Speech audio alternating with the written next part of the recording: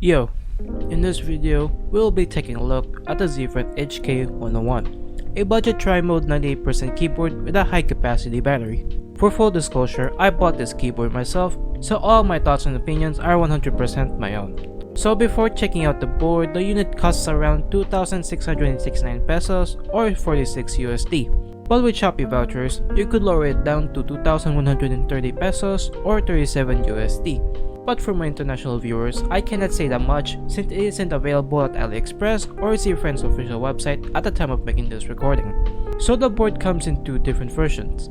The version that I have on hand is a Bordeaux red with white horse switches, and the other variant is a smoky purple with pink green switches.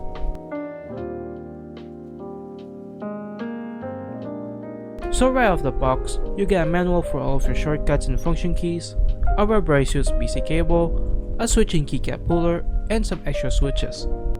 The HK101 is a gasket-mounted keyboard designed to offer a soft and bouncy typing feel. It features a 1.2mm PCB with flex cuts and a polycarbonate plate also with flex cuts. The board has a solid and sturdy build with a cherry-style front lip. On the back, there's a mirror accent bar along with a USB-C port, a toggle switch, and a USB dongle slot on the left side of the keyboard. The bottom of the keyboard includes 6 rubber feet and dual-stage flip-up feet for better ergonomic adjustment. One unique design element is the badge located between the escape key and the function row, which also houses the LED indicators.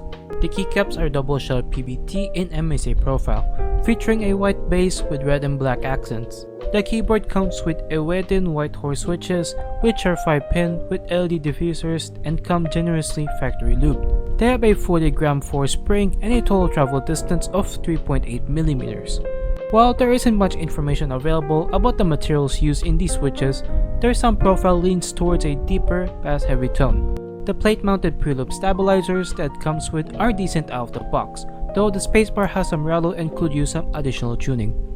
For its software, I will leave a drive folder in the description for you to check out. By checking the software, you could use it via wired and 2.4 GHz. It has custom key combinations, setup macro keys, and set function settings with media keys and mouse controls. On the other settings tab, you can set custom sleep mode timers for 2.4 GHz and Bluetooth and set up key sensitivities, which is pretty interesting considering some keyboards don't have this feature. You can set up RGB modes and make your own RGB edit, which you can save and see it in your works. You can also share your presets with other people who own the same board and set up an account for the software, but I don't think this will be used frequently. You can also update the app and firmware version of the keyboard, but not update the keyboard if there are some technical difficulties with the keyboard instead. Disassembling the keyboard was surprisingly easy. This was the simplest clip mounting housing I've ever opened, even compared to the other keyboards with a similar design. Inside, 3 wires are connected to the PCB, so try to carefully separate it to the case and disconnect the wires. There is a layer of porous case foam beneath the PCB, which makes the keyboard less hollow. The assembly includes plate foam and a PE sheet combo. The white PCB is 1.2mm thick with flex cuts and some umbrella hot swap sockets that support 5-pin switches.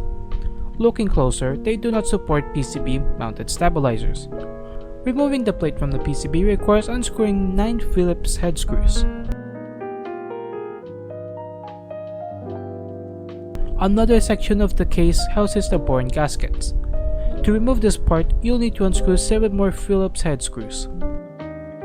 This section also contains a battery compartment which holds 2 5000 mAh batteries as well as a daughter board. But before giving up my final thoughts, let's hear how the board sounds.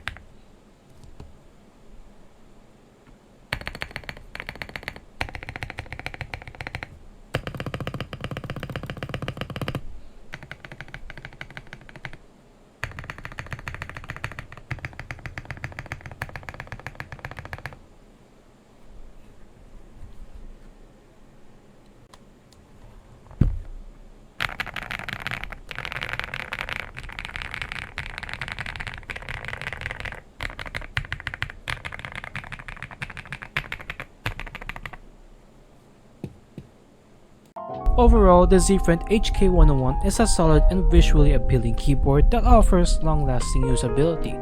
But would I recommend it? If you're in the market for a budget keyboard with a numpad and a huge battery capacity, it's definitely a great option as one of my recommended picks. Among the many 98% keyboards available on the market, this one stands out with its stylish design, excellent stock switches, and impressive battery life. But that is all from me, and I hope you enjoyed this video. Peace.